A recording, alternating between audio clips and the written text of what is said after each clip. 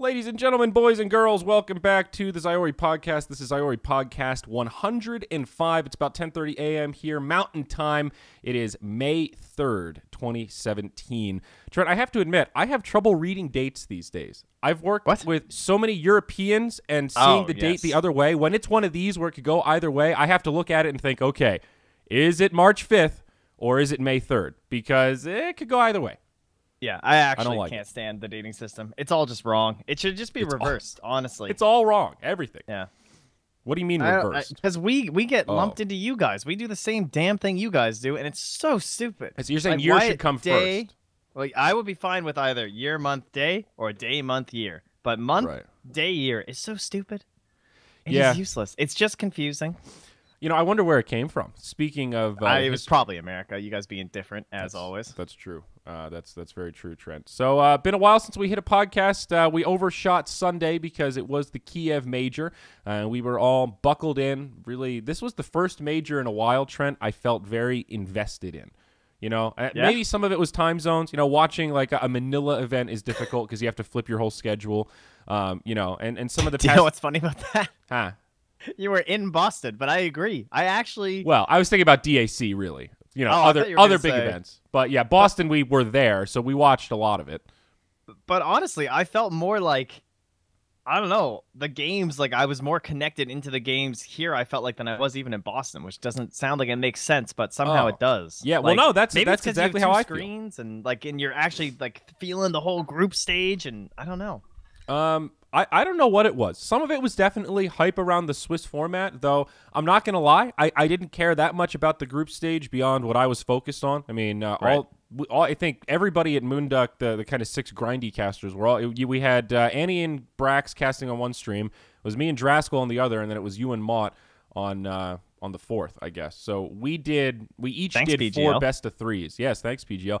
No, it was awesome. I mean, so that helped me get invested in the major, right? It starts out where you cast some games, and with 4 best of 3s, you're likely to see some shit in the group stage. And I know with my games, I definitely did. I saw the power of VP very early on, so I was very excited to see how far they would go in the tournament, and seeing them in the finals, it was, you know, like a personal storyline for me. So yeah, undoubtedly that was part of it. But it was still an exciting tournament. I like single elim, Trent. I'm just going to come out and say it. I don't know how else to put it out there. Knoxville, sorry, buddy, but you can get fucked. Single elim kicks ass. I was on the edge of my seat every fucking series, and I wouldn't. Well, I don't want to say I wouldn't have it any other way because that makes it sound like I hate double elim, but I don't think single elim is the enemy. You know, I don't think this is the perfect format. A group stage that doesn't really mean all that much into a brutal bracket where half the teams get eliminated. But from a viewer, darn tootin', I had a good time this one, Trent. Yeah, I can't disagree with you. I 100% want to focus on the fact that the way that the seeding works. I think that there's no question at this point that if we're going to keep single elimination, the bottom people in the group, you got to cut people after the group. It's just no way at this point. The other option would be there's this idea where you can split the bracket so that like bad seeding just puts you into lower brackets straight away. And therefore, if you do well in the group stage, this way like better teams still get an upper bracket shot, so they can still lose one series and continue that whole idea of like the lower bracket run and whatnot, which has been so iconic throughout all of Dota 2, which I think is important. But the fact that you can just be this underdog team and you win this one thing and then you get into this weird bracket situation is just, it's crazy. Or they need to like reseed after the first round or something. But then that takes away from teams, the analysts and But I think that format you just mentioned has been somewhat forgotten about. The seeding into the lower bracket and seeding some into the upper bracket. You know, that's something we've seen a lot in the past. That's where I would start. It's a really good way to bridge that gap. I totally agree. And it definitely weights the group stage, especially if that first round of the lower bracket, I'm not saying it has to be this way, but in the past, it's often been best of 1 for at least 1 round or 2 rounds even. So it's not only upper bracket, lower bracket, it's starting in best of 1's lower bracket. And that's no team ever is going to be comfortable in that situation. So that really lights a fire under your ass, so to speak, to give it your all in the group stage. But either way, you know, I've said this before, and I'm going to say it again like a goddamn broken record, Trent. I think it's good to experiment. And I think the majors, I think one of the core pieces of the argument of this format is not the optimal for competitive analysis.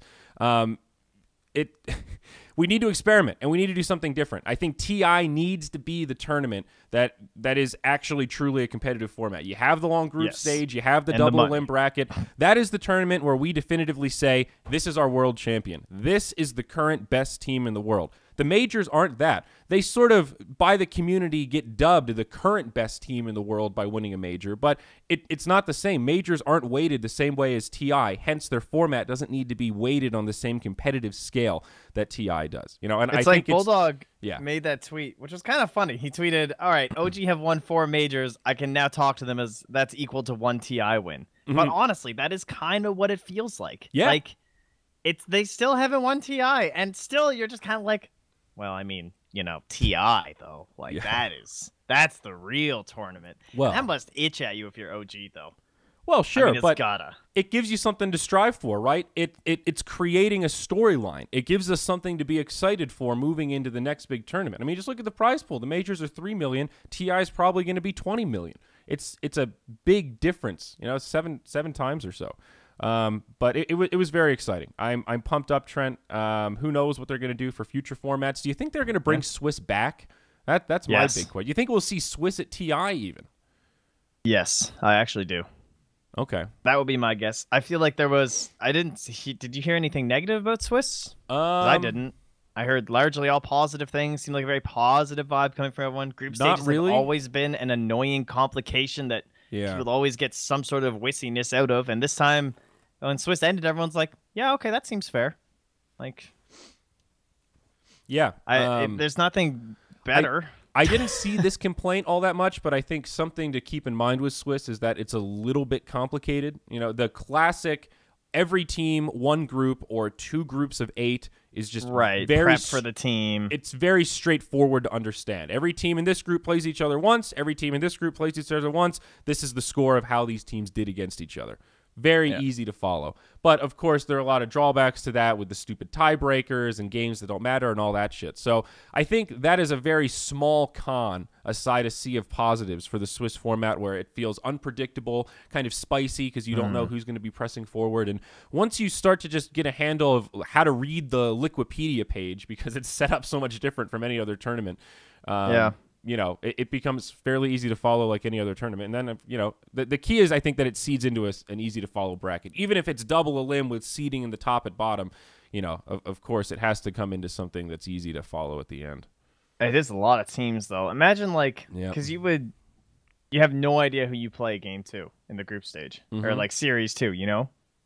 Yep.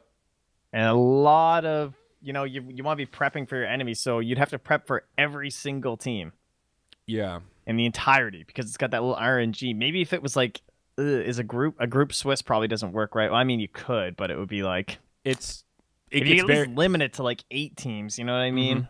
Yes, it is definitely possible to do 2 groups of 8 and then have each of them do a Swiss format, but it gets a little. But then that just messes your seeding up even more into the next. Yeah, it's not great. Group stages are tough. You know, I do not envy tournament organizers that have to try and be on the edge of this kind of stuff. Yeah. I mean, we're in this weird point in Dota where it feels like there's a constant need to be pushing the envelope in multiple regards, right? Say what you will about esports and Dota, the dead game memes, but to me it feels like Dota is still hitting that nice little upward swing. You know, we're finding that little curve there. The tournament schedule is jam-packed leading up to TI. The majors are more hyped than ever. We're finally starting to see some real roster stability. You know, a team like OG that's been around with the same core of players for a long time with this. They're kind of like the new alliance. You know, they're this team with really loyal followers. You know, like Loda is to No Tail in that regard. Maybe not exactly the same. Their personalities are very different, but they both have very specific personality types and very loyal fan bases. And somewhat similar playstyles, honestly. yeah, okay. I could take that. In a lot of ways. Yeah. So it's kind of cool. And all of that is a testament to, you know, this major system that a year and a half ago, we were all kind of maybe not scared, but a little bit curious. Where the fuck is this thing going? You know, we're driving this big ship. Hopefully it's not off a cliff.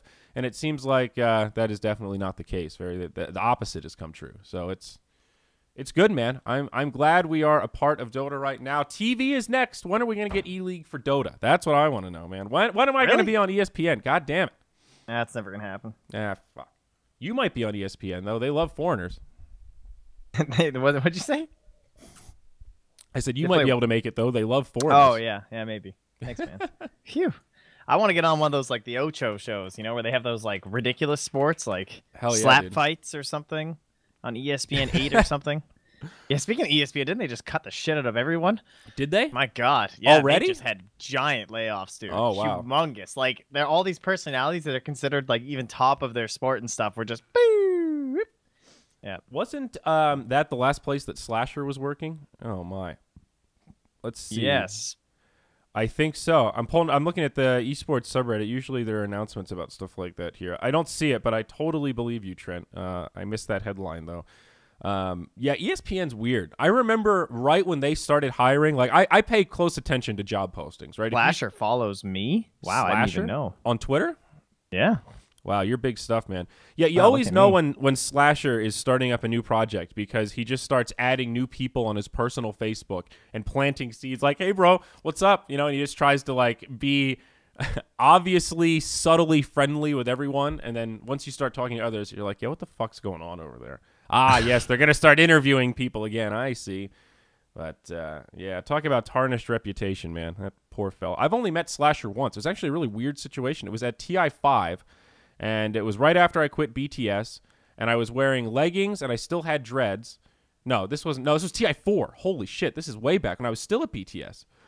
And I was doing an interview for GQ, and he was standing there in the room just listening and kind of like peanut gallerying my interview and kind of being like, oh, no, Polygon's definitely not a real media source. The guy asked me, are there any other media outlets here? I'm like, well, Polygon. He's like, no, that's not real news. I'm like, why are you here?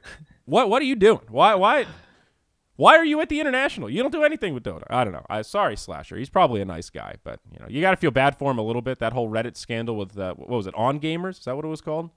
Oh my God, that was a while ago. Hell yeah, that was a while ago. Cyborg Matt and everyone too was involved. That was like 2014, dude. 2014, 2015, something like that.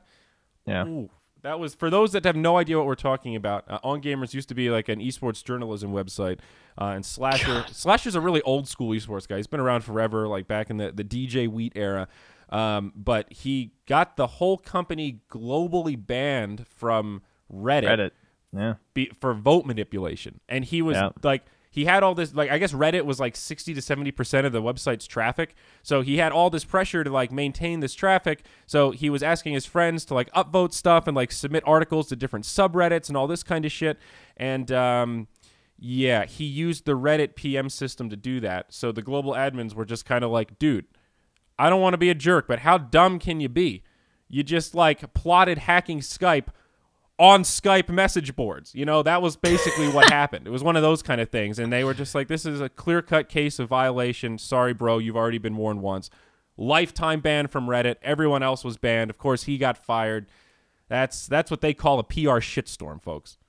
Damn, dude, I'm just looking right now. How fast can you send me one of those hoodies? I am like, I gotta see this thing up close. Oh, dude, man. So it looks good. This is pretty, yeah, so we'll move on here. We got Moonduck merch. We just ordered the first round, so we don't have a huge supply. Merch is pretty fucking expensive, and we went big. These hoodies are awesome. They've got the little thumb holes. They've got the blue hood, blue strings, and we've got this hot little, the new agey Moonduck logo, the circle print with the little hippo. We've got zip-up hoodies with, they've got blue arms, gray body, and white strings with the same logo. Mott said they're very comfortable. They're tri-blend. Those are the light ones then. Yep, the tri-blend hoodies, nice. But they're super soft. And we've got 2 different T-shirts. Well, it's the same design, very basic, but we've got green ones, and I think we've got Venetian gray ones. So right now, the game plan, for some reason, I was all excited. Now I'm being a pussy about it because I'm afraid no one's going to buy it. But we're going to put that shit up in the store. And I need to set up the thing with our global shipping partner. We have a shipping partner, but I didn't set it up yet. So we should have the store back in probably 2 weeks, 3 weeks-ish, with all the new goodies.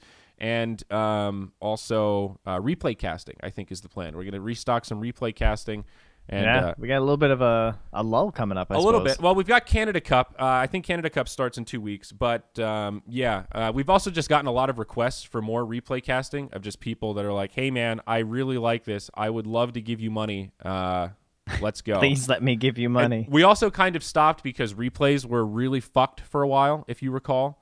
That is right. So at the end there, it got a little bit rocky trying to cast games with like wrong items in the inventories and all sorts of really weird graphical bugs.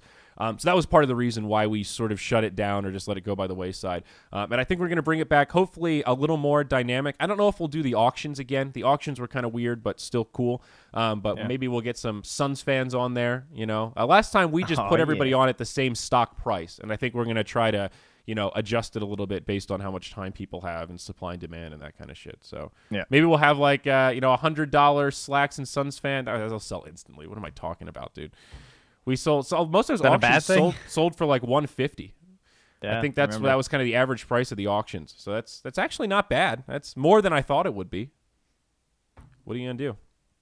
So yeah, well, good. I'll make you up a grocery list, man. I gotta get myself a care package. Yeah, very. What do you guys exciting. think? Should he include a capture card so that I can steal my brother's Switch and stream my playthrough of Breath of the Wild? Now that it's not cool anymore? Sounds good, right? Yeah, that's true. I could send you one of the capture cards, though. We have 3 of them. I think we have an extra. Yeah, pretty happy with the merch, though. We went big with these pieces. We're probably not going to make a huge amount of money on it, but everything is pretty high. I think the shirts are like $13 base cost with the print because it's a 7-color print. Don't tell them. Something like that. Well, the shirts, I mean, that's a lot, dude. Like some shirts cost like about that retail. $13 base, you know, or maybe it was 14, something like that. It's also funny that they don't charge you a different amount for shirt sizes until you get to XXL. And then at that point, they're like, we're just using so much more goddamn fabric. We got to mark this bitch up. And they add another $1 or whatever to the base cost of the shirt. It's kind of funny. But yeah, very exciting stuff. I know we did that Teespring a while ago, and a lot of people said that the Teespring quality, the shirts were not that comfortable and the prints didn't hold up very well. Heard you loud and clear. Sorry, Teespring, but you can get fucked as well. Stop sending me emails. We did it the old-fashioned way, and this baby's sturdy. This baby's not coming off in the wash. You know what I'm saying, Trent? You put my name as Trend Packs. Where? I have changed it. Where? In the title, I'm Trend Packs. My bad. It's okay. I fixed it. You're saved. It's right on the overlay. That's what's really important, buddy. Yeah, no, it's okay. But this is exciting, man. I'm embarrassed that it took us so long to get merch, but we were all so... It was tough, man. We were so specific, and I wanted something different. You know, I love the blue inseam of this hood. That's a deal breaker for me. I wanted something that has a little pop. You know, you see somebody in an event, and you're like, there's the blue fucking hood, dude. There you go. You know, it's like the Twitch hoodies. They're bright fucking purple. You see somebody wearing them, you know immediately, hey, it's Twitch. So the idea is I want a hoodie that looks cool on its own, that also has a little moonduckness to it that we can brand. It's this fucking baby royal blue, man. This is what I'm talking about, and it makes me feel good, Trent. It feels good to feel good. Yeah, I'm getting some of that. Looks good. Whew. All right, so please explain this thing. Which the very first thing in the notes just says saying mahalo. Is this going to be like some sort of a cultural appropriation thing? Well, I don't know. I need to. So, okay. I'm having flashbacks to that time I learned that gypsy is an offensive word. Okay. Okay. Right. So I thought gypsy was or like saying I got gypped. Yeah. Well, okay. That is another good example. Or just saying like, oh man, I don't want to go to the Louvre today because the gypsies are going to harass us. People are like, dude.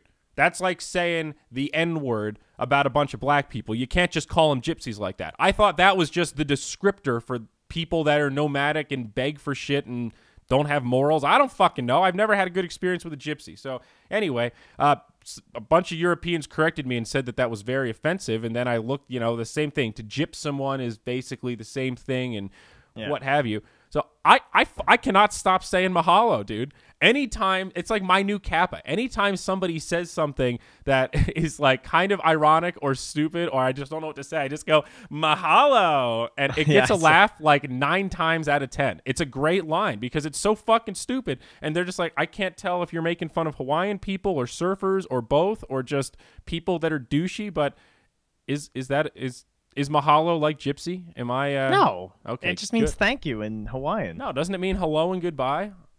It says a Hawaiian word used when thanking someone. Maybe it's one of those things that does... No, aloha is hello and goodbye. All right, so then what does this finger gesture mean? Hey, it uses a lot of the same letters. What does it mean when you stick your thumb and your pinky out in opposite directions and put your 3 fingers together, you know? Surf's up, dude? Yeah, is that really what it... But why? Like, that has to actually mean something. It's not like people just started doing that. Oh, well, how would you describe that? Someone's gonna know. I would That's call it power the of Twitch mahalo chat. sign. I do it every time I say mahalo, so I don't know. Kelsey just went to Hawaii, and she said that the thing that tourists do is they say mahalos, plural, like mahalos, and that's how you know somebody is a straight tourist. But, I mean, you got to be pretty dense to be saying mahalos. That actually means California in American Sign Language. I would believe you if you were lying, and I would believe you if you're telling me the truth, because that sounds awesome. That should definitely be This it. is the symbol for California? California. That's sick. That is so sick. I don't know if I believe it either, but I don't know. I can see it. We're apparently this the OK symbol, the dank symbol now. They're trying to do with that what they did with the frog. You know what I'm talking about? The racist frog. Apparently this Unfortunately, I use this like way too much. Me too, but they say that it's a W, and that means white power. That's the new May. That's the new May, Trent. So be careful when you do this sign. The hardcore PC folks might they might come get you. They might throw some rocks at Nova Scotia. That to me, that seems like it's more likely that it's like the hardcore, like it's just people trolling. You know what I mean? It's like people in the middle who don't give a shit, who are just like, who, you know, just want to make people cringe and be like, yeah, blah blah blah. I'll tell you what though, that frog is pretty fucking racist. See, that's a poll joke, you see. But I have seen it taken seriously though. See, that's my guess. That's just started by poll, and then people are taking it seriously. No, probably. I mean, I think that was the intention, but it's ridiculous that that's even coming up. Stands are Nightbot is not having any of your offensive shit. Get out of here, Stands. Nightbot will not stand.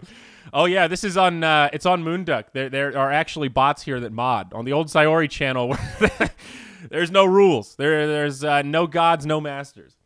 So, but you know, speaking of bullshit, man, we got to talk about this Trump Andrew Jackson thing at least a little bit, dude. It's all right. So I remember when Trump got elected, and like we were there, right? We talked about it a lot, and like maybe 2 weeks after, you know, after we gotten back from Canada, you and I were just playing games together, and out of nowhere, you just said, you know, I just can't believe that he's president. Like I just still cannot physically believe that he is your country's president for the next 4 years. I just can't. And I was like, you know, it hasn't really sunk in with me yet either. And I thought it would be this, you know, it would level out where like the Twitter would calm down, the ridiculousness would calm down, he'd stop getting the spray tan, you know, whatever. But it's just gotten worse. It's like a compounding problem. It's like when you have a big cut on your hand and you just wrap it up in a bandana instead of putting some ointment on it, you know? And it's festering. The Andrew Jackson thing is ridiculous. What did he say that like he completely messed up the timeline? And when I read that whole that whole thing, my first thought was, why the fuck is he talking about Andrew Jackson in the Civil War? You know that you don't know anything about this. Just shut the fuck up. No one's asking you about. Oh, Jesus fucking Christ, dude. It's unreal. I don't know. What do you got? I obviously don't like Trump very much. Did you tell everybody that you met Trudeau, by the way? I think I did in the last podcast, didn't I? I can't remember when it was. Was that less than 2 weeks ago? Well, it was pretty fun though. But either I thought I did. I don't know. Maybe I didn't. I shook Trudeau's hand. It was great. Did he have a firm handshake? He did. He had a very nice one. And it was my dear wife who started. He was just walking by, and everyone was just like clapping or like taking photos and stuff. And my wife just like takes a step out right next to all the security and puts her hand out. And he just starts shaking her hand. I'm next to her, so I put my hand out, and he shakes my hand, and then he shook the rest of the hands. So she started a trend. Wow. Yeah. Anyway, she really stepped up. So whenever I see these articles that are lambasting him, I naturally assume that they're taking something out of context. And that has happened several times. For like that one where it was like, Trump doesn't even know which place he bombed. And that was huge. That article was on like every website where he says that thing where like in Iraq. Yeah. He accidentally says Iraq instead of Syria. However, literally, if you just watch the interview, the sentence before they were talking about Iraq. Yeah. So like, give the guy a break. He misspoke. Yeah. Like, that pisses me off. But the Andrew Jackson one, I'm trying to wrap my head around that one. I watched that clip like 4 times, and I could see how maybe you could wiggle it and be like, had Andrew Jackson lived long enough to the Civil War, he would have prevented it. But it's just like, that one's a little too far for me. I think he might have just had a little bit of a bad timeline going there. I think he was just confused. And exactly, that's my, like, I don't know exactly when if you said, was Andrew Jackson in the Civil War before any of this, I would have been like, I don't know, maybe, Probably not. I think like, he's on the 20. He was what, the 25th president? No, 20th president. Am I just saying that because he's on the 20? What number president was he? I don't know shit about history, but I also don't talk about it. I know I don't know shit about it. That's the thing that's so ridiculous. He thinks he knows shit about everything, and he just blathers on, and it's like, dude, you can't do this anymore. I follow him on Twitter. I finally broke down and did it. Yeah, actually, rather than just Googling it every day, you just clicked it? Yeah, well, I like it. I like to see it raw, you know? It's the same reason I followed that weird guy that follows Slacks, you know? I every so often, I like to just go, oh, God, and grimace a little bit. You know, I need that reality check amongst all of the fluff and the, oh, buy my stuff. Oh, it's Tara Babcock retweeting somebody again. Woohoo. You know, I need that punch in the gut of just like, what is happening? You know, the same reason I follow Anonymous. That Twitter's fucking obnoxious. They retweet all sorts of liberal bullshit I don't agree with, but it's still interesting. And every so often they tweet a cool article. I'm like, wow, the world's really going to shit. I feel a lot better about my current place in the bubble. The bubble. God. It's rough, man. Yeah. I wonder. You know, he's made it through the first 100 days, and most of the bullshit he said he was going to do, he hasn't done. The thing... What's up with the rallies? That is one thing I just don't get. See, the rallies when you're running to be elected feel normal. Then after you're elected, it just feels like some weird, like, it's like a hate rally. It's like this weird, like he's just weird. Getting people amped up for no reason. It's very dictatory. I don't like it. I don't like pep rallies in general, but it just doesn't make any sense when you're not actually running for something. You're just kind of reinforcing your bullshit. I mean, I guess he's reinforcing his base, and he's, you know, using money and stuff. I'm sure they're still donating a lot of money, right? His approval ratings are abysmal. So maybe this is just his way of trying to save face and, like, you know, not be completely hated. The one thing that I don't understand, though, in our modern age is, you know, people talk about hypocrisy a lot. Everybody falls victim to hypocrisy. It's impossible to be completely immune to it. But we are now in an era where there is blatant hypocrisy all over the place. Like, look at his Twitter talking about Obama using executive orders. If you take away the executive orders that Trump has done, he has done almost nothing in his first 100 days. And he laid into Obama for that. I mean, unrelenting. And how can you just completely 180 on that and never say anything about it? And it's just fine. Yeah, and the golfing. It's another perfect example where it's a clear cut, like, dude, you said the complete opposite, and now your excuse at 100 days is, well, it's harder. No, nobody knew it was this hard. It's like, are you actually brain damaged? My other job, I thought it would be easier than my other job to be president. That actually blew my mind. It's like he's talking to, I don't know, who does it sound like he's talking to? It feels like, because he was like a real estate magnate, but he was, the only people that cared about him in that sense was like fashion magazines. You know what I mean? Like, that's who he would have been talking to. Celebrity journalists, fashion journalists. But then, like, now he's dealing with, I mean, obviously there's definitely been some issues with the media. I'm not saying they're all the most accredited journalists in the world, but they're still journalists. They are people that are searching for facts to then take and write into paper as facts, because that is what you're supposed to be telling them. And you're being interviewed, and he's talking like he's on the couch at the psychiatrist. He's like, I miss my old life. I thought that this would be easier than my old life. I can't believe it's so hard. No one knew it would be this hard. I was like, what?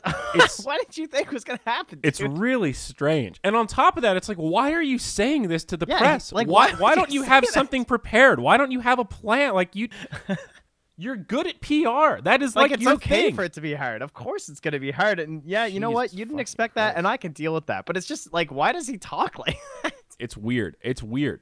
We live in a weird time, man. And I just like, I still don't completely, like, one thing that bothers me, I agree with you. I can't stand the people that are 100% against him. And, like, I've been to dinner a few times with people, or, like, you know, family, friends or whatever, and, like, they just, like, talk about how ugly he is and how overweight he is. I'm just like, guys, listen, all right? I don't particularly like the guy either. Yeah. However, this is getting a little bit stupid. We can't there's a lot of dumb comments. We can't just write off literally everything that he does because he's Trump. He is still the president. We still have to kind of deal with him a little bit. Like, you gotta, there's always a middle ground. And I just get tired of the, like, well, I think he's just a complete moron. I'm like, okay, he's made more money than you'll see than your entire family will see in all of their lifetimes combined. So clearly he knows something, guys. He did something. To admit it. You know, like, he's not actually retarded, but, you know, even though he seems like he might be, it's just understand that we're like the worst duo of a podcast of all time because we both kind of just end up in the middle. Yeah, I mean, let's admit we both lean a little left. But we're both centrist pussies. If we had like right and left, we'd be like, yeah, this podcast would be lit. There'd be like some fireworks popping off, but we're just both like, just be reasonable, guys. Can we all just calm down? Can we all just realize that he's not a complete scoundrel? He's done some okay things. Sure, he grabbed a pussy or two, but he also grabbed a wiener. That hasn't been reported yet. He's equal opportunity. I do feel bad for the wife, though. I don't know what the fuck's going on. This is like the worst first lady situation ever. Bill Clinton in a dress would have been a better first lady. Yeah, and like no first lady really signs up for the job. Think about marrying someone and 20 years later they become president. That's not something you plan for. Yeah, like maybe he said like, yeah, I'm thinking about politics, or like, maybe he was already in politics. Maybe he was like on the road to a state senator. Right. You still didn't think that they were going to be president, and that's crazy. That's your life. Like, if you have your own aspirations, your own career, they're taken away from you. But this is just a whole other level. Like, she had no clue that this dude was going to become president. Yeah, it is shitty for her because she does so much stuff in the private sector. So it becomes this big conflict of interest having to represent the public sector at such a high level, even though you don't, the first lady thing is kind of weird because usually you don't really have any official duties, but I think historically, usually they pick some kind of a project. Like Michelle's big thing was fitness and childhood obesity. What was Hillary's thing? I actually can't remember, but maybe it was some of it was female empowerment or something. Yeah, something like that. Hillary was around in like the Tipper Gore era in the '90s with super censorship with music and stuff. That was like Eminem and all that stuff. That was a big deal back then. 20 years ago. Hard to believe now. God, FCC and all that. Yeah. Yep. Now we're here on the internet just saying fucking cunt whenever we want. Like, get at me, FCC motherfuckers. What are you going to do? Oh, wait. You can't do anything because this is what they call new media, bitches. That's right. That's right. We're here. We're queer and we're not going away. Speaking of queers, man, I was watching Alex Jones last night. Trent. Yeah. You left me to go watch Alex Jones. It's batshit. It is actually batshit, but I understand why people watch it. So Alex Jones, most people probably know who he is by now, but it's the InfoWars guy, Infowars.com.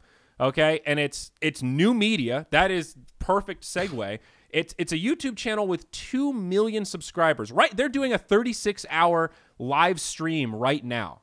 They're doing this long thing to try to promote their deal.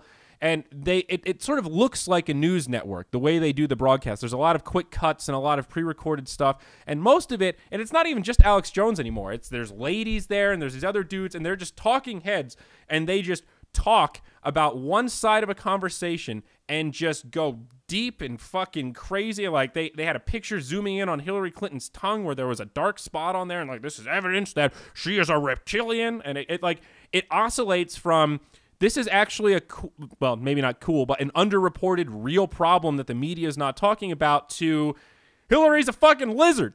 And it's oddly interesting because it's like a mental challenge to try to decipher what the bullshit is and what the nuggets are. Because undoubtedly they're right about like maybe 10% of what they're talking about, right? There is a little bit of real journalism in there where they're talking about cutting edge things that are happening, like some of the fungus stuff, like bees dying. There is some shit that's happening in the world that's kind of fucked up that the big media is not talking about. But 90% of it is complete horse shit. And they're just rambling on, and I don't even know what side they're on. I commend you for going in there, though. I mean, I don't know. I don't think I could brave it. But, like, it's captivating. And, dude, so last night, right, I loaded up their YouTube at 8 o'clock p.m. Mountain. In the last 10 hours, they had uploaded 22 videos. So They push out about one video every half hour, all the time. It is insane. Non-stop. It is InfoWars, dude. Oh, they are just cracking me up with the sponsors, though. Oh God, dude. It's perfectly tailored. They're sponsored by Body Armor, and it's Alex Jones doing the read. And he's just going on and on about, oh, do you have enemies? Do you need self-defense? This is the best goddamn body armor that you can buy. It stops ballistic weapons. It stops 45s. It stops 55s. It stops my goddamn sniper rifle. If you're going to get in a gunfight and you need to survive, this is the vest for you. Get out there, protect your friends, protect your family, and support the cause InfoWars. Remember, you are the war. And it's like, Jesus fucking Christ, what am I watching right now? Why is this man yelling at me? Why? Like, that is actually what the show is like. And it's just, dude, it is insane. It is a whole nother level of delivery where they're just, it is a propaganda war. And like, they're just jamming shit down your throat. And they had this toothpaste. They hate fluoride. Of course, fluoride is this crazy mind control thing, right? So they sell toothpaste that's fluoride free. And it's the same kind of infomercial where he's going on, this is the best toothpaste, iodine, it kills the bacteria in your mouth. If you do not kill the bacteria in your mouth, it could lead to heart disease. Heart disease. Like we are trying to save the life of Americans with the blue toothpaste. And like, we watched the commercial 10 times, and after about 10 times, we were kind of like, you guys want to buy the fucking toothpaste and just see what it's like? I've never tried fluoride-free toothpaste before. It's weird, it won't man. Control your brain. It's like that Batman movie where the Riddler is sucking all that information out of their brains and it's going into his. I want to address this as well. See, LSU, my friend, Mr. What is it, LSU 1452? No one's comparing this guy to all conservatives. I don't see. I mean, I saw your first comment saying, "I'm leaving this stupid podcast, never watching it again." Bye, Moonduck. But then 2 minutes later, you're still here whining. So obviously, you didn't leave. We're not comparing him to all conservatives in the slightest. I literally said I don't know what side they're on. Nice shit to all leftists. Like, come on, man. Have some fucking common sense here, dude. Yeah. No, I literally said I don't know what side they're on because I have no fucking clue. Like, sometimes they're kind of liberally, and then other times they're super right-wing. They're just fucking crazy, man. They believe in all of the conspiracy theories. We never went to the moon. I wonder how Alex Jones feels about flat Earth. I'm actually kind of curious. That sounds like a good question. Has Joe Rogan done a flat Earth podcast? Like with a flat earther or something? He should get one of those. That would be pretty entertaining. I think he's afraid to give them a platform, you know, like because it gives them credibility by trying to debate them. But I'm not sure. Not that I've seen, but who knows? Yeah, dude. I actually looked. Joe Rogan did? Oh, he did. Can somebody link it? What number was it? Well, I'll definitely listen to that today. Zyori's a reptilian. Eddie Bravo and Schaub. Eddie Bravo. That sounds exciting. Schaub. I don't know. Eddie Bravo's been on a whole bunch, but yeah, all right, I'm going to put that in the notes. I'm going to check that out. Yeah, the flat Earth shit is still weird. I've read a little more about it since we last talked about it. It cracks me up, dude. And I still just don't get it. It's just... my biggest question is, like, why? Why would you take that upon yourself to try and prove? Well, so I wanted to read the FAQ, right? I typed in the Flat Earth Society, and the FAQ is like, they break it down, you know, and it's all of the like common questions, but they didn't answer the one question that I have that I still don't know how you argue against if it's flat Earth, right? So the whole crux is gravity's not there. The big one of how do you circumnavigate? It's just you going in circles around the pole. So of course my question is, well, what if you just veer off and go the opposite direction of the pole? I guess you hit the big ice wall and see the military or whatever. But so if the other thing is they say there's no curvature of the Earth, and it's proven by pilots who they have sworn testimony who say when you're up there all the way, you still can't see the curvature of the Earth. Okay, fine. Let's say that that's true. I've never fucking been a pilot up in the goddamn stratosphere looking at the curvature of the Earth. But the sniper situation, right? If there's no gravity and no curvature of the Earth, then how come snipers shooting at a retardedly long distance have to overshoot to compensate for the curvature of the Earth? How do you explain that? How do you explain the sniper thing? Because that's real. There is sworn testimony of snipers that are like, yep, no, we totally compensate for that if you want to hit the target at a mile out. That's like me playing PlayerUnknown Battlegrounds. Yes, dude, that game... That game is fun. I have not liked a game as much as I like PlayerUnknown Battlegrounds in a long time. Dude, you play nothing but Dota. It's true. I'm one of those weird gamers that I don't know what the word is for this category, but I pick one game and play that game. You know, I remember in high school, my friends were always being excited about, like, oh, God, the new Halo's coming out. I'm like, oh, okay, great. Oh, my God, the new Fallout. I'm like, I don't care about any of this. I just want to grind my Diablo. And then I graduated to Heroes of Newerth, and then World of Warcraft, and then finally Dota. And PUBG has actually taken my heart, man. If you guys don't know what this game is, it's been the hot stream on Twitch for the past couple weeks or so. It's only been out for a month. It's I think it was built in Unreal Engine, and it's a mod on a Battle Royale thing. It's basically like Hunger Games. You drop in, you have nothing, you have to run around and find weapons and then kill other people and survive, and you have to move to spots, and so you can't just sit there and hide the whole time. But it's more of a survival game than a fighting game, but you have to be able to shoot and use guns, and what makes it cool is that it's really hard. It has a lot of realism, so the guns are kind of like Counter-Strike where there's a lot of recoil. It's hard to run and shoot and stuff, so it's very strategic and much about positioning. There's a lot of just running around and hiding. You know, you'll hide for 30 minutes and then pop out, shoot somebody, and then keep hiding. But it's really fucking fun. When I bought this game, in the first 4 days that I had it, I played for 48 hours. So literally half of my time was spent playing that game in the first 4 days. It is so much fun. We played it for game night last night, but goddamn, I think that... You know what it is? Huh? It's not... Though I've said this a couple times, but it's not painful to lose in the same way Dota is. Like Dota, when you lose, 50% of the people win and 50% of the people lose, and that's why it's very difficult to to rationalize. Because you lose a game of Dota, you're just like, like you wanted it, but you didn't get it, and those guys won, and you guys all lost, and you're sad. But when it's PlayerUnknown, it's like there were 100 people, like. Sometimes you spawn and you get these sick guns and you do just straight up win. You get circle lucky, it's great. And other times you only have a pistol and a crossbow. And there's two dudes with a shotgun and you're just like crawling through this room. And if you die, it's hilarious. But if you kill those guys, it's so satisfying. No, oh my God. I love the idea. I mean, who really cares about the MMR that much? It's like an early beta game, whatever. But it's cool when you're grinding it that it's always a spectrum. In Dota, 50% of people lose every single game.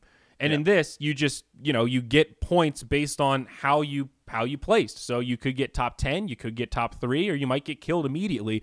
But you always have that ability to just move upwards. So it's really fun. It's really cool. There's solo, duo, and squad. I'm reading chat. I see it's an Arma people are mod, confused. Yeah, okay. Yeah, but it's a battle royale it's a battle royale game. If you guys have ever played those, it's just like all those. What's the other one? King of the Kills, the other big one, H1Z1. All kind of same idea. This is the first one I've played. I've watched the other ones before, but it's fun. Yeah, no, and it makes for some great stream moments. I have won duo with Mott 3 times. We won a squad with me, Trent, and Mott the other day. Yeah, we won 2 in a row. That was hype. Yeah, well, you guys won one, then I joined. We won the next one. I have not won a solo yet, though. I think 3rd is the best I've gotten in solo. Sunsfan won a solo. Yeah. I've gotten a lot of top 10s in solo, but I have trouble actually closing it out. When I do duo and stuff, I tend to be more of a scout. Like, you and Mott are way better at actually killing people than I am. I'm pretty much only good at killing people close range with the UMP. That's my jam.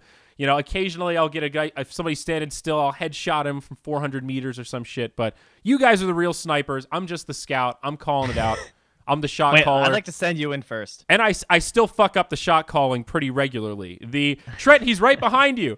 You turn, oh, wait, no, that's me, and then I get team killed. That's great. And that was kind of that was pretty funny. It was a mutual fail, but there was no doubt as the shot caller, there was a better way entertainment. You should watch us play this game, guys.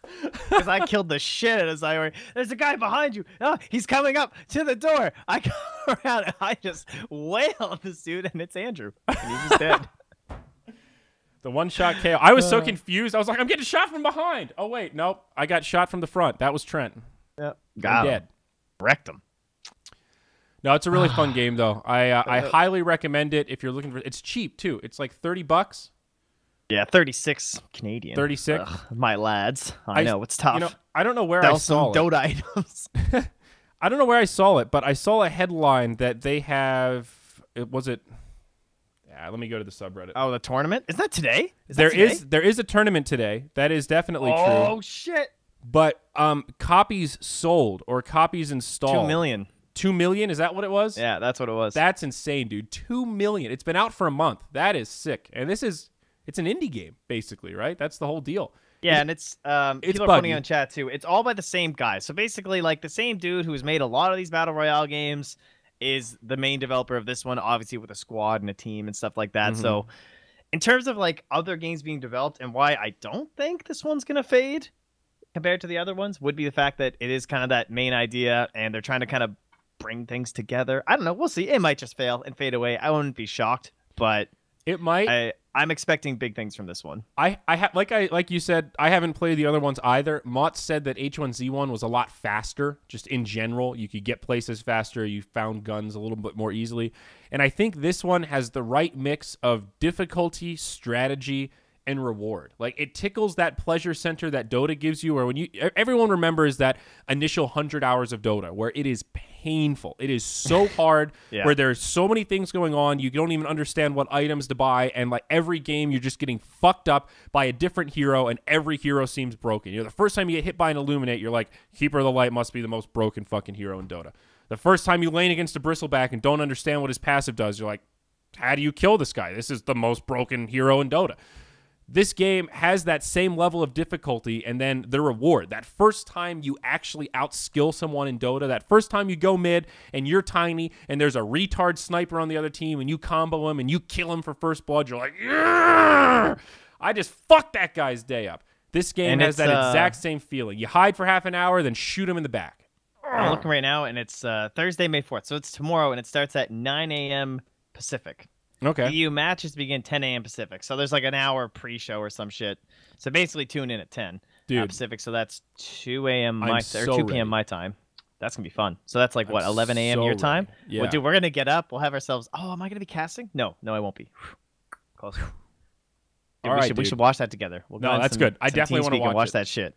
I could see myself casting this game 100%. I was watching some of the footage of like the spectator mode. Sorry. How?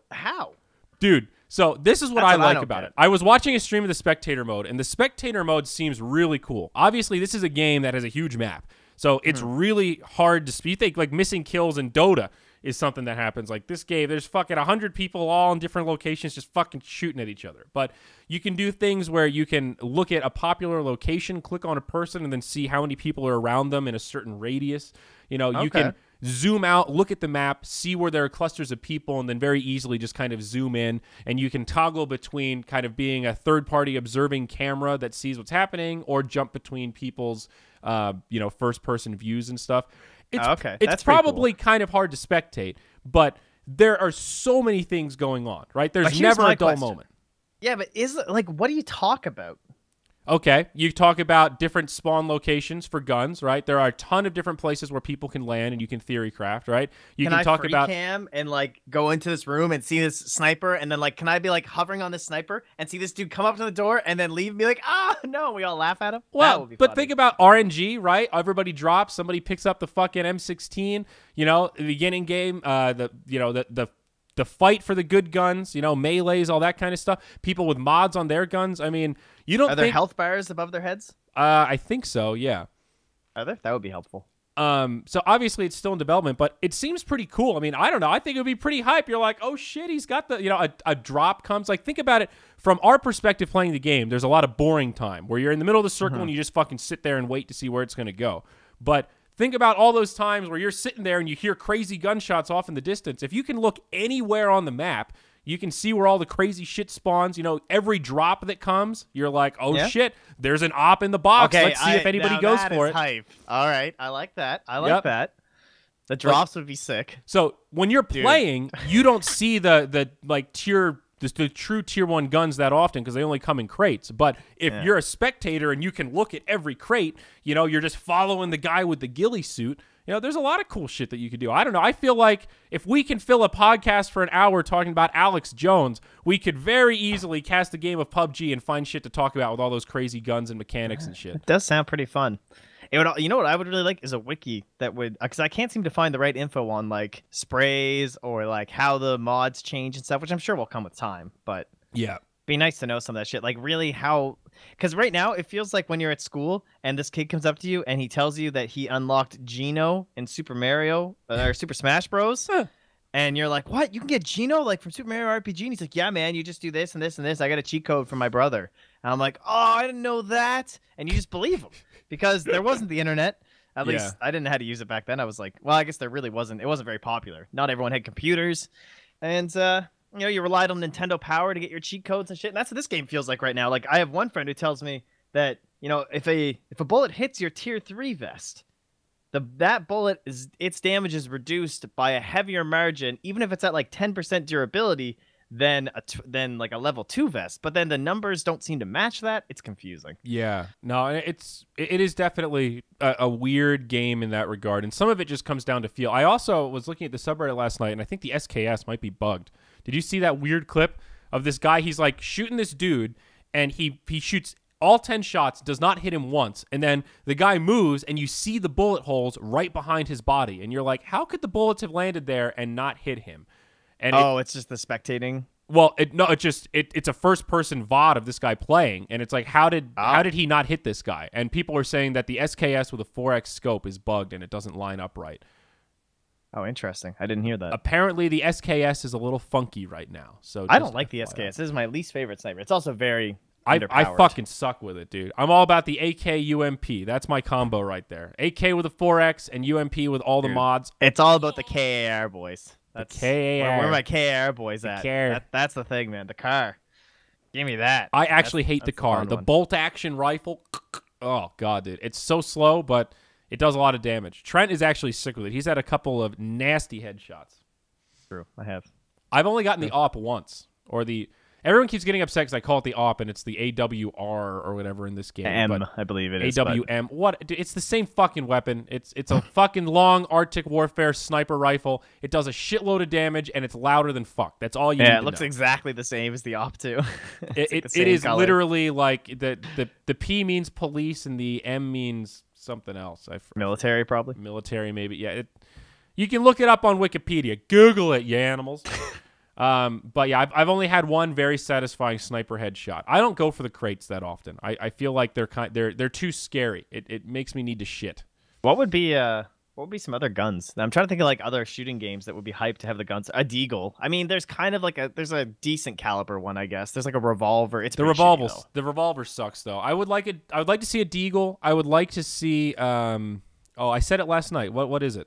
I did headshot 4 people in a row once with the revolver. Like, all my squad was dead, so I decided to just go ham with the revolver, which I'd never usually do, and somehow it was working. It was the funniest thing ever, but then I eventually died because I didn't even have body armor. I'd like to see a Tech 9. That is definitely... Ooh, a Tech 9. I mean, the Micro Uzi is pretty much a Tech 9. Sort of. The Tech 9 in Counter-Strike, though, isn't auto. It's single fire. Come on, someone out there's got to have a good gun idea. Hit me up, chat. Didn't I say one yesterday that I wanted to say? Now I really can't remember for the life of me what it is. You know what I would like? What was that Japanese Type 100? Is that what it was called? Do you ever like that Japanese military, like World War II gun that had the sideways loading clip? No. It used to be in like all the old games from there. That gun was hype. Wow. I think it was called a Type 100 or Type 200 or something like that. I'll Google it. I would be down with that gun. Yeah. I'm trying to think. What are the other special ones you can get out of the crate? I've gotten the M24. Type 100. Look at that bad boy. Whew. Little submachine gun. What is the actual That'd be kinda cool. best gun you can get out of the crates? Is that on a wiki somewhere? From what I understand, it's the M249. The M249. That's actually the best? It's like giant light machine gun. Does a lot of damage. Is that the one that, was it Lyric that was going crazy in that one game? Yeah, I think so. I think Mott was saying. That sounds wild. I think the most fun we've had, though, was that blockade on the bridge. When the circle was at the bottom island where the military base is, and it was a 4-person squad with the 3 of us and Suns fan, and we blocked off the bridge, and we all had our assault rifles, and somebody tried to drive by, and we just lit up the car, killed all 4 of them. Another car comes in. Oh, my God, dude. Holding the bridge. That was the funnest thing I've ever seen. If the circle goes military base on the first one at the very bottom, go hold a bridge. It is one of the most satisfying squad plays that you can make. Oh, I like this idea. So I've heard a lot of people talk about this. Landmines, claymores, tripwires. I don't want them. Same. That's my opinion. Same thing with grenade launchers, RPGs. No. I don't want any explosives. I don't want any trip mines because it's just going to be like, it would just, in my eyes, make the whole camping aspect worse. Like, already there's some dude in a room, and you know you need to outplay him. And you have the advantage a little bit with a frag grenade if you 100% know he's in there. But if there's this tripwire shit, man, yeah, I don't know if I can handle that. It would be like playing against techies, and it's already frustrating looting, trying to make sure you're getting everything. Now you have to check every single door for a little wire or some shit. I hope that does not happen. I don't like tripwires, guys, but I would be okay with RPGs or some kind of like rocket launcher type deal because they are so hard to use in real life that I'm pretty sure the rocket launcher would be a death trap. Like, unless you know somebody's in a building and you can, like, hit it in the door and kill them, okay, that's good. But, you know, can you imagine one of those final fights when you're out in the open as the circle gets small and you've got a fucking rocket launcher trying to blow people up? Like, you get one shot. You know, it's like the crossbow. Yeah. You get one shot. That is the beauty of this game, though, because they are making custom servers. So, like Duntalk's pointing out there, custom mode that has those explosives. Sure, fuck it, that would be fun. That would be entertaining. Maybe there's a minesweeper, and so there's so many mines that there's one dude in your squad who has to carry a minesweeper everywhere you go through the fields. And there's like this little pinging thing. That would be funny as hell. Can you imagine? Yeah. Go left. And you're all just like bullets are flying at you. The other thing I want is first person. I think that would be sick. First person, none of this third person peeking around corners bullshit, man. I want some hardcore servers where you're locked into that first person view. Give me some of this. That would be cool. Like where everyone's forced to do it. See, we used to play that in Halo 1, no scope snipers, and like just the honor system. You don't use the scope, but the same kind of a deal where you're locked in this weird mode. Oh, it's so fucking fun. I hate third person. It ruins the game for me in some ways. I mean, obviously, I'm still playing the game. I'm having a lot of fun. But if it was just first person, and like they're saying, it's a mod and customs. But I want it in like I just want like a lot of matchmaking servers with people in it. Yeah. But it's a very satisfying game. I've really had a lot of fun. I've been playing a lot of poker recently, and there are some weird parallels about. It's definitely one of those games where you're playing based on limited information. You're like, okay, I know there are 30 people in this tiny area, and where are they? And it's the same deal where poker where you're like, oh, I'm gonna bluff this guy, and you just fucking go all in, and then they call you, and you're like, oh god, pocket aces versus pocket kings, who's gonna win on the flop? It's the same fucking thing. You're like, the circle's coming, they're shooting at me, run in the building. Oh, I didn't check the corner. God damn it, I just went all in, and now this guy shot me in the fucking back. You know, you got to always remember to make those safe plays and play tedious and diligent and do the math, and it's awesome, man. It's a thoughtful game. You really have to think about every movement. I love gun games where it feels like firing a bullet has to be a thoughtful action. You know, not like Halo where you're just slaying and spraying. Yeah. But this, like, if you panic and just start fucking firing, you're not going to hit anything. You really have to be thinking about it like a thoughtful action. Well, how many games are there that you don't take the shot whenever you have the chance? There's like none. You know what I mean? Yeah. Like this is obviously there's some different kinds of like those. Right. Some people are putting in chat like Alien versus Predator 2 had that kind of a stuff maybe where like you just had to you don't have that full kill potential and then things could go wrong. But this game, like if I see a dude and I can't kill him, I can't go for it. How often do we say don't take the shot because it'll reveal our positioning? Like pretty often, unless you. And that's the cool thing is it's like, well, but Trent has the suppressor, so if you have the silencer for the sniper rifle, it's like, all right, fuck it, take the shot. No one's gonna hear it. You know, it has those weird layers of intricacies, kind of like Dota, where you understand the core concept of the game, and then you start understanding all the item combinations, how specific items counter other items, how specific items counter other heroes. This game has that same level of intricacy because all of the guns have modifications that change the way you do things. Sometimes having that extended mag so that you don't have to reload when the other person does in a duel makes the difference of a kill. Right? So those are the kind of things where there is a little bit of mechanical knowledge and stuff like that. It's cool. I'm jerking it off too much, but I'm hyped. Yeah, we really are actually. But this wasn't even a topic of our convo here. But dude, it is like I said. This all started with it is rare that old Zyori picks up a new game and is into it. I would say 90% of the games on my Steam I've played for 2 hours and been like Portal 1. I opened it, played one round, and went, yeah, this is kind of boring, and never played it again. I don't like. You never played Portal games. 2? I never played any fucking Portal games. Like we played Left 4 Dead the other day. You know, I've played it only with you guys. I have zero desire to queue up Left 4 Dead with Mott or by myself or anything. You know, I'll play it for game night. I don't care that much. But in my free time, it is so rare to have that feeling of like, fuck, I love this game. I just want to play another. I don't get that feeling that often, Trent. So I'm riding the high, baby. Portal 2 was one of the funnest. Oh god, that game was fun. I thoroughly enjoyed Portal 2. Portal 1 too. Just Portal 2 surprised me because it lived up to the hype in my eyes. Good. Yeah, and I mean, Portal 1 is so short, man. You should play through it. It's a fun time. I've heard that from a lot of people. I really just don't like single player games or puzzle games. So that combination of it, I just feel like it feels like playing solitaire. Like, okay, great. I think I could probably beat this. what do I get for beating it? The satisfaction of knowing I beat Portal 1. I couldn't give less of a shit. Yeah, you want that person on the other end to be just like, ugh! I need that feeling. I like having a ladder. You are here, and they are there. I like knowing that I'm better than other people, and I like knowing that other people are better than me because it gives me something to push for. It's that competitive drive, you know. That's what drives me with video games. Warcraft. This is my most embarrassing example on this front. Warcraft 3. One of the greatest campaigns possibly of all time. I am a fan of Warcraft lore. I've played hours of World of Warcraft. I would probably love the nostalgia of playing through Warcraft 3 Here campaign. it is. Never played it. Never fucking played it. I have played hours of Warcraft 3. I played Dota 1 for hours on Warcraft 3. I played ladder, I played arranged team, and I played fucking Dota. The only game modes where you can fucking kick somebody else's pubeless ass. I never wanted to sit there and play against the computer. And I've always regretted it, Trent. I've always regretted it because... Why don't you just do it now? Well, it's been on my to-do list for about 2 years. Isn't it like free on Blizzard now or some shit if you just like log on to the site? I own it. I've got the CD keys on my Blizzard account. It's just... anytime I sit down at the computer and I think, okay, this is the time I'm going to play Warcraft 3 campaign, I immediately think, yeah, but I should probably just be playing Dota.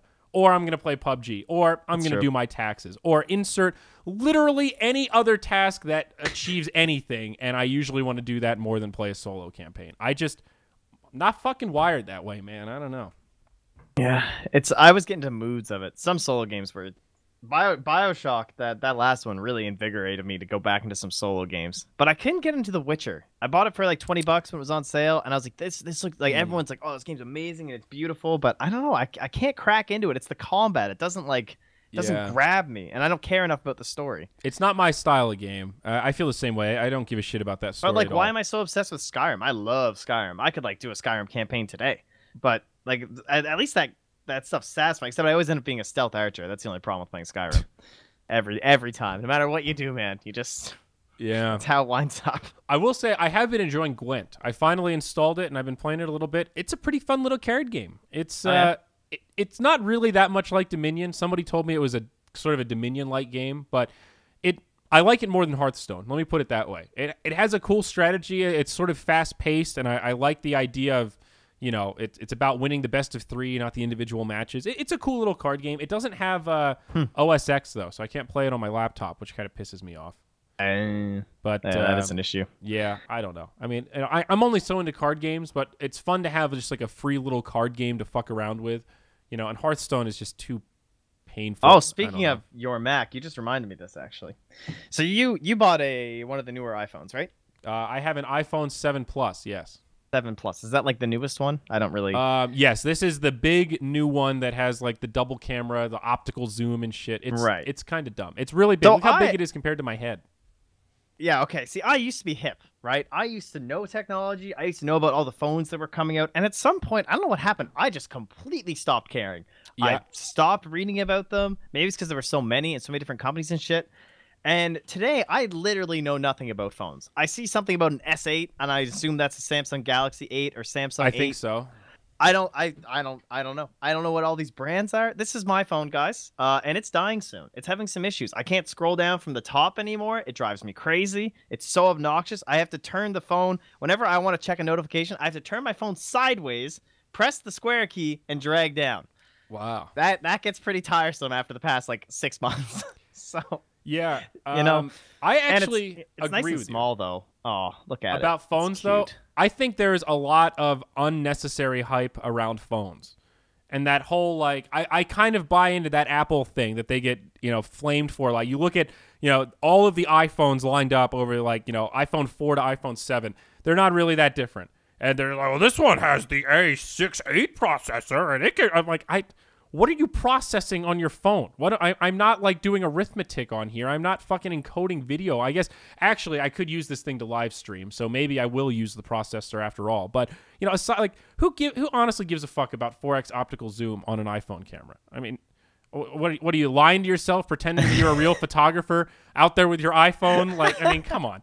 Give me a fucking break. Dude, your Snapchat story would be so sick, though. Yeah, it's a complete gimmick. It's totally dumb. And I never got super into the mobile. Like, I don't play mobile games. I don't really go that crazy on mobile. I like Instagram, text messaging, and then being able to just check all of my normal things on the go. Facebook, Skype, email. Like, I'm happy being able to just pull my phone out of my pocket and go, actually, the internet knows the answer to that question, dumbass. And be able to just Google it on the fly. I don't need much more than that. I'm a purist and a simplistic type when it comes to 4G and cell phones. I think I need to go a little bigger because this is small. This is like I remember it was called the Compact. Okay, this was a Xperia Z2 Compact, I believe. It's nice. It's like 5 inches long, I believe.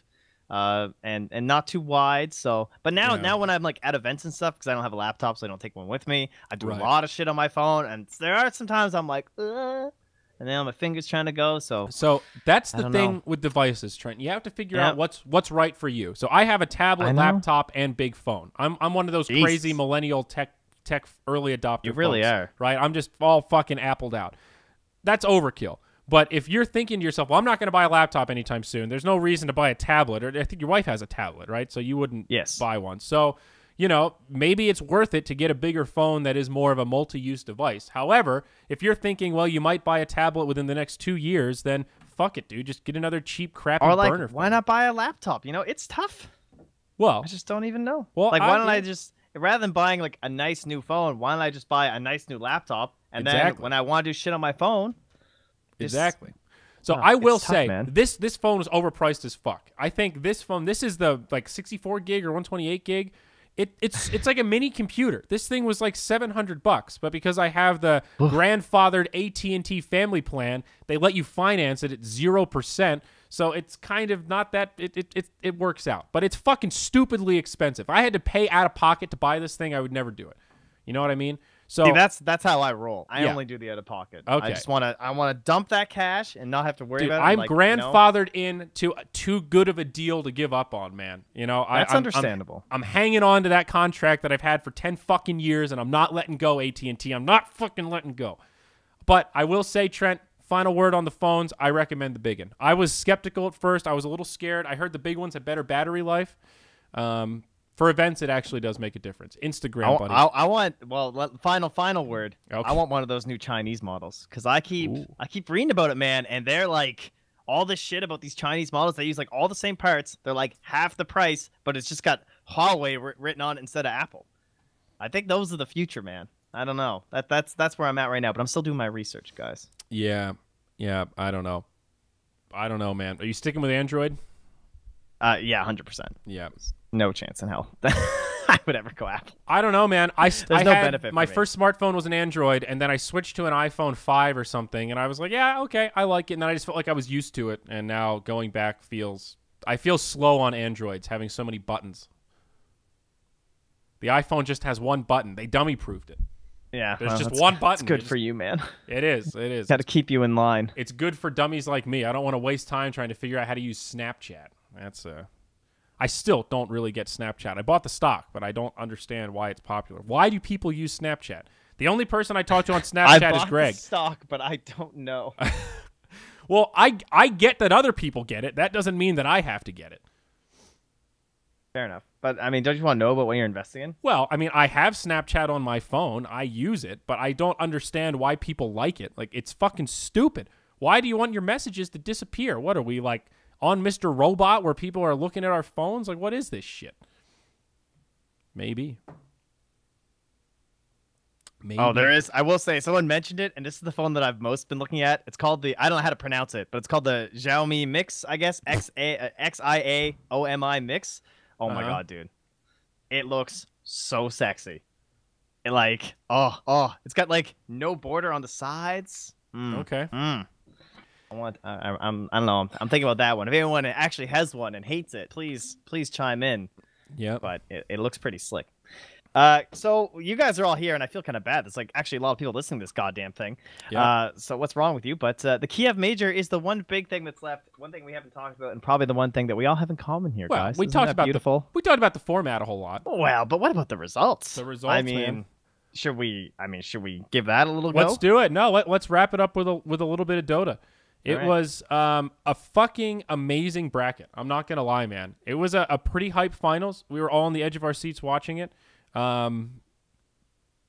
What do you got, man? You usually have this analysis stuff. Oh, I thought you were just Well, I was keep gonna, going but there. then I didn't want to steal your thunder. I was Well, just gonna talk actually- about how OG won, and everybody knows that. And I think there are more interesting tidbits that probably lurking beneath the surface. Let me start. So first it began 2 days before the event. I find out that I'm going to get some games to cast, so I was extremely happy about that. That was like literally no, it wasn't even 2 days. It was like 12 hours, wasn't it? It was yes. It was actually ridiculously short because I couldn't watch the Toronto game. I was like at my in-laws' house, and I was going to be there all night to watch the Toronto game because it was the potential elimination. and I was all hyped up and excited. And then I get this text. It's like, "Yo, are you free tomorrow?" Yeah. Like, okay. Yeah, well, they changed. So the reason that they have to do remote streams for the group stage, I mean, this is probably pretty obvious, but it's a lot of overlapping streams. So they can't do, mostly because of audio issues. I don't even think it's an internet problem. They don't have enough space to do, 4 duos all in that main studio. You don't want to fly people in just to cast like 2 or 3 series. So It makes sense to farm it out to us. But the way that we were going to do it changed. So at first we thought it was only going to be 2 pairs for Moonduck. And then they shuffled it around and said, okay, we actually need 3. So Trent actually had hey, buddy, you ready to stay up all night and cast the major? Because it starts at 12 hours, pal. That's you. Yeah, I just left. I got the message. I ate dinner and I just left and went to sleep so I could get up in time. Yeah, it was brutal. But SG Esports, I think, maybe the biggest storyline, perhaps, aside from OG winning this long major. Team Secret first round, they eliminate Secret. Big upset. No one thought it would be possible. Easy 2-0 at the end of the day. They play EG in the next round. They take them to a third game in one crazy fucking battle. That EG... And keep in mind, EG are the team that know them the best. In fact, they're probably the only team in the whole goddamn tournament that knows who half the players are. Right. Right? I mean, no... I'm sure a lot of the players have never even heard of these guys. Like, what is it? Tavo? Who's this guy? Meanwhile, we've been casting that guy in Canada Cup for the past, 9 seasons or whatever. It's just like, and these guys show up, and EG know them. They understand these guys, and they still take them to game 3. That's unbelievably impressive. I was definitely a hater. I was a doubter of the South American qualifier. I fully, I admit it, no question. I'm very surprised that Valve did it. I'm very glad that it worked out so well. Yeah, for sure. That could have been horrendous for the region, and instead it worked out in the best possible way, aside from them just winning the whole goddamn thing. Best possible thanks for way saving Dota. If you're not a fan of Team Secret, I mean, Jesus Christ, talking about disappointing results there. First round of the single elim, knocked out games by the underdog. Oh, they didn't drop a single game the whole group stage, right? Yep. They just went 2-0, 2-0, 2-0, and it wasn't easy. IG. Yeah. DC, VGJ. Those are strong teams. I mean, DC obviously showed up pretty well. They took down Newbie 2-0 and Liquid 2-1, which was another. That's the thing about SG Esports. They sadly overshadowed so many other storylines. There's a shit ton of storylines. We could go on for weeks about this major. Yeah. Secret's amazing thing, obviously, is what SG Esports have kind of taken apart there. But there's the fact that IG, they were supposed to be this big dog and everything like that. They did okay, but they couldn't quite close it out. Where was all these predictions that had them winning? It seemed almost certain. They get to VP, they get 2-0'd. Just done. VP, that kind of classic team that everyone seems to have forgotten and written off, and they didn't get invited to any third parties. Manila Masters did not get invited. Right. And Lil immediately tweeted after that. He was like, hello? No, where are we? Why is NP invited, not us? I believe he was basically saying. Yeah, no, they had a lot to prove this event, and I think they did it. I casted one of their group stage series, and they just looked on fire. I mean, playing that classic CIS style that you expect from Virtus Pro, very aggressive. If they get ahead in the early game, the unrelenting pressure from 10 to 20 minutes, and they catch a lot of those slow, methodical teams off guard with that. I mean, that semifinals against IG did not look good, but that was one of those classic. It just felt like VP's style countered their style. They just ran over. Team that I actually found VP to be one of the easiest teams to analyze when I was working for Complexity, because I would write notes about these teams and stuff, and VP did the same shit every tournament. The one big thing that always set them apart from other teams is that when they were down, my God, did they ever get aggressive? Yeah, they did the exact same smoke. If they felt like they were losing the early game, they did the exact same smoke to the exact same spot at the same time, trying to plant wards, and then they would do another rotation to go for the kills. Yeah, and they did it all the time, but it was just this whole idea of being passive and dodging the enemy team when you're down, not their thing. They rely on this idea of teamwork and team fight and be able to outskill their opponents in the actual communication and collaboration effort, right? Which is a very bold thing to do. But when you do win those fights, that's gonna get you a hell of a lot more than dodging and passively farming. There's no question about that. So, but this was also a cool event for the C region. TNC and Faceless, the two big dogs representing.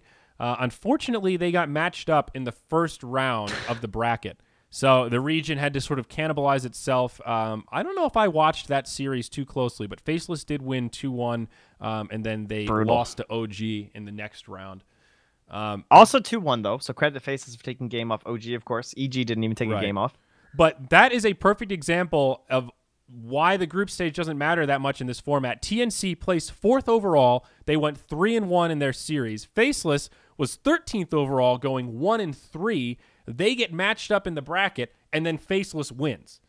Yep. So it's this it's painful, weird, man. You know, so painful. Yeah, you look at that and say, well, if TNC was the better team, they would have won, and that's definitely true. But it is painful to see a team do so well in the group stage. TNC very overhyped. You know, that region is so weird. It was like it was scripted. Actually, it literally was. Like these guys slaughtered the group stage. I was casting that game versus EG, and I was. Well, firstly, I was a little bit pissed because we were getting paid by the game, to be honest with you folks. And I got 9 out of a possible, 8 to 12 games. I only got to cast 9, and part of it was because TNC somehow 2-0'd EG. And then I had Mouse 2-0 IGV. And I was like, what's going on here? Where are my game 3s, and why are these underdogs winning these series? Yeah. Like, what? Guys, help. But the C region is so strange in terms of like the regional bias. You know, if you follow any of the C casters on Dota or whatever, like I'm friends with Master Ramen on Facebook. Yep. And it's just like TNC wins 2 games and everyone's like, oh my God, the Philippines, they're going to be the next best region in Dota. And 2 days later, oh man, the Philippines are the worst region in Southeast Asia. Go Malaysia, the best region. I'm just like, guys, for fuck's sake, like, can't we all just get along, man? Can't we all just be on the same team? Why do we got to make it about country lines? But I digress. Thunderbirds, a team with disappointing results. That was the other big story, man. That's huge. Like, they needed that win so bad. Like, potential sponsors. And I'm not talking brand. I feel like there's some... Man, this is another topic in entirety, but I feel like a lot of people were talking about, like, oh, they need to win here to get a sponsor so they can get, like, TSM or Immortals and all that shit. But at this point, what do players need them for? What does Thunderbirds need an org for? So that is a very, like, we could digress into a whole nother half hour into that. Yes. But that is an interesting talking point for Dota in particular, because Dota is known as the esport that if you go to that esports earnings website, right, Dota has the highest amount of money with the smallest amount of professional players that have earned it compared to Counter-Strike or League of Legends or whatever, right? That ratio is completely off for Dota. So what we're seeing is this kind of like American capitalist model where most of the players are down here and then there's like 100 that are up here that have 6 figures in the bank easy, some of them more than that, right? So the teams that are consisting of players that all have 6 figures in the bank after taxes, they're living large, they're feeling good, they're set for the next 5 years, 10 years, whatever. You're right. They don't really need an org. If you're OG and you're winning, you can be a player-run org because you can just afford to pay for all the shit. You want to do a boot camp? Well, y'all chip in for it, and there you go. And if you place in the tournament, it pays for itself, and then you all get some dividends. So it's a workable model in Dota if you truly are a top 6, top 5 world-class team. But where it gets scary is if you dip into that like 5 to 10, 5 to 16 in the world, you need an org to help bolster some of those costs. Look at Team Onyx, right? That is a grassroots team of players that doesn't have that financial backbone. So for them, they need the salaries because they need to eat. They need to pay rent. They need an org to cover those travel expenses in boot camp because they don't have the cash. I mean, I'm assuming, and I don't know anybody personally on Onyx, but just looking at their earnings compared to like the puppies, the no-tails of the world, right? They need that organizational support to be able to get to that spot where they don't need orgs anymore. So yeah, exactly. And that's the difference we're talking about here, because I think there might be some confusion. We're not saying no sponsors, just saying no org. So, like, yes, OG is sponsored by Red Bull. They've made that pretty clear at this point. All the, there's like all the articles come out on there. It's pretty obvious that that's the whole deal that's going on with them. And then, like, you'll get an NVIDIA boot camp, which is also just a whole sponsorship thing. So they talk about it, but they're not, none of that money is going to some dude up here who's like, they have a manager who's Ebony, and she just...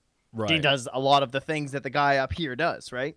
Yeah. So Thunderbirds, they might want sponsors for sure. They want 100%. Red Bull. Every team wants good sponsors, quote unquote. Yes. I mean, there's a ton of shitty sponsors out there, right? You can go to some low tier betting website that will pay you money to do crazy sellout shit and have a giant GG bet like a logo on but nobody wants to do that. Players don't want to shill for shitty products, right? They want to, like, we like Red Bull. Okay, this is a product we can get behind. We'd love to get free Red Bull, and then you can turn that into kind of a win-win-win where you're promoting a product that you actually like and they're willing to pay you for that promotion.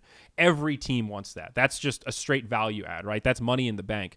But the value of an org, you know, like maybe the old EG or a Team Secret or a Virtus Pro, is from a player perspective, it's a turnkey solution. You're coming into an infrastructure where they have business people that have already done the ad sales, have already set up the social media engagements, have already done all of this stuff for you, already have, you know, a methodology to try to improve your skill set in the game. But the drawback to that is you don't have control over the sponsor. So if you join Virtus Pro, you're their new position 5, you've got a G2A logo on your fucking chest. And you don't get to say, well, I don't like G2A. The G2A pay steals people's money. I don't want to promote this. They say, well, you fucking signed up. If you want that salary, you're going to fucking wear the G2A shirt. So that's why teams that have players with money in the bank don't want to join orgs, because they don't want to shill for fucking shitty sponsors that have a lot of money. Hashtag fuck G2A. Yeah, basically. Pretty much what that comes down to. Yeah, where that all started though, Thunderbirds, they didn't look too hot, man. They came in. I actually predicted them over EG. I thought maybe they could do it. I mean, I wasn't saying with 100% certainty. I was just kind of going on a gut. But they didn't do it. They got 2-0'd, knocked down. I'm going to look at the drafts here because I didn't get to see that series. I don't think. Yeah. So what do we have here? We did DP, and then we had a puck draft. Oh, puck Medusa. I see. Okay. So they 2 separate styles from EG, just taking it. They got their IO opener, and then they got just like a bad Spectator draft, basically. But yeah.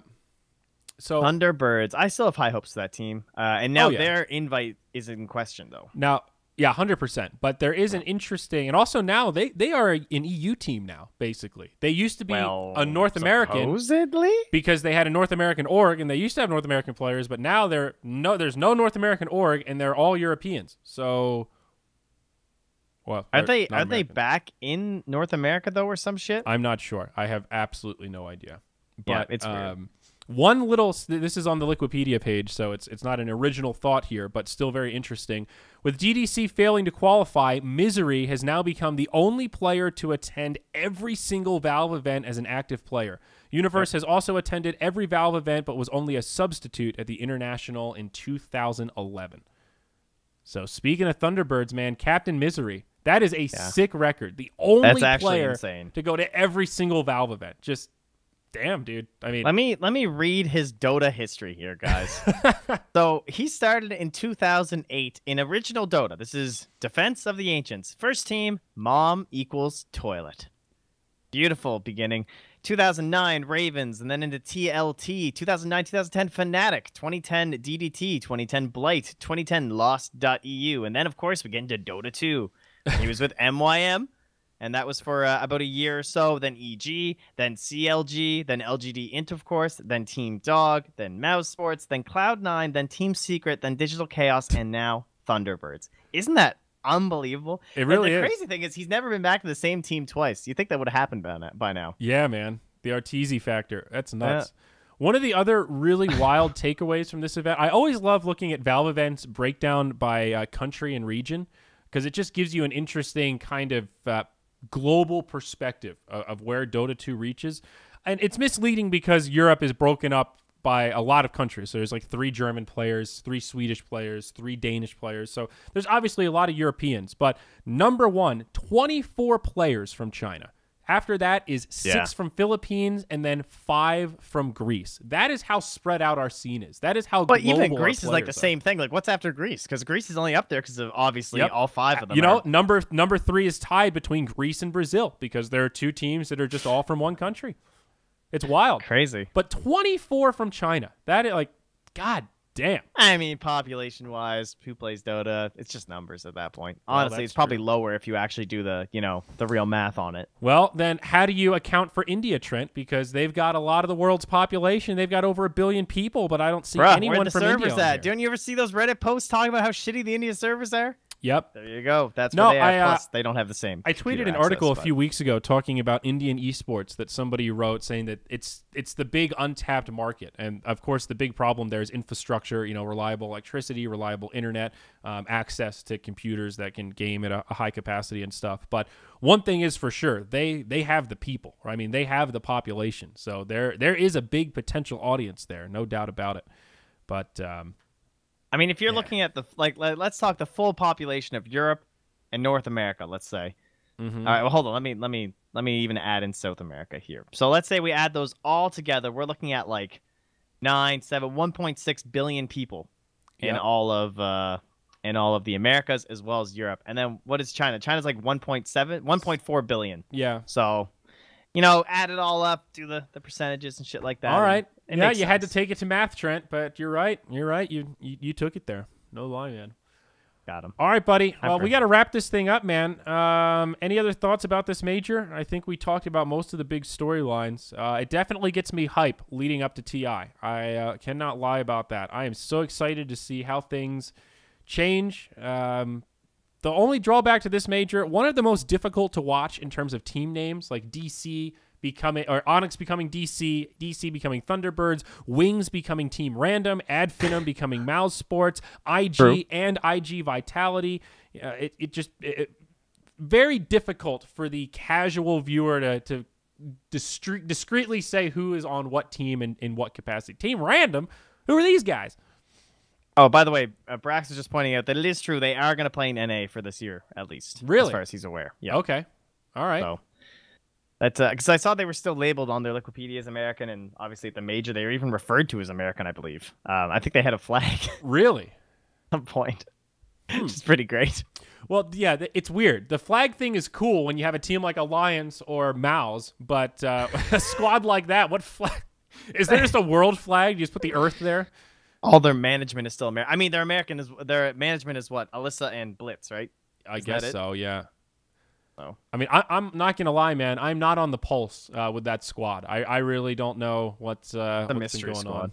Yeah, the mystery squad. I'm not now. It's Suns fans not there. I'm not tight with anybody that's active with the team. So who knows? But positive vibes, man. Exciting stuff for Dota. The calendar is jam packed in pretty much for the next 2 months leading up to TI. We've got Epicenter. There's another Star Ladder. There's a Summit. There's a whole bunch of shit. We just posted the announcement about delaying Midas mode. Oh, shit. Summit soon, eh? Unfortunately. I think it's in June. Yeah, it's like a month and a half away or something, a month away. A lot of tournaments coming up. I wonder if all the qualifiers are done. No, they're not. I don't think they haven't. so. Wow, they still have to do the Chinese, the European, and the American qualifier. My God. Yep. That is cutting her close there, boys. We got a month and 11 days until it starts. That'll be hype. Yep. But exciting stuff for Dota fans around the world. A lot to look forward to. And TI around the corner. We will be there as well. Whether we're invited by Valve or just going to give out T-shirts, there will be a Moonduck presence. Certainly Trent and I will both be there in full force. I'll be there for you guys again. I had so much fun at TI last year. Dude, it was the highlight, man. It was amazing. My first one, and it kicked ass. So very excited to go again. It's going to be great.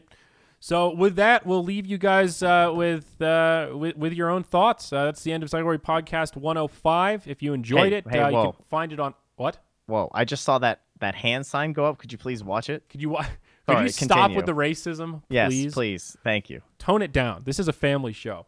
You can find the podcast on iTunes. Just search Zyori Podcast. It's also on Google Play. Everywhere else, the MP3 will be up on zyori.tv/podcast. You can find Trent at TrentPax. I'm at Zyori TV.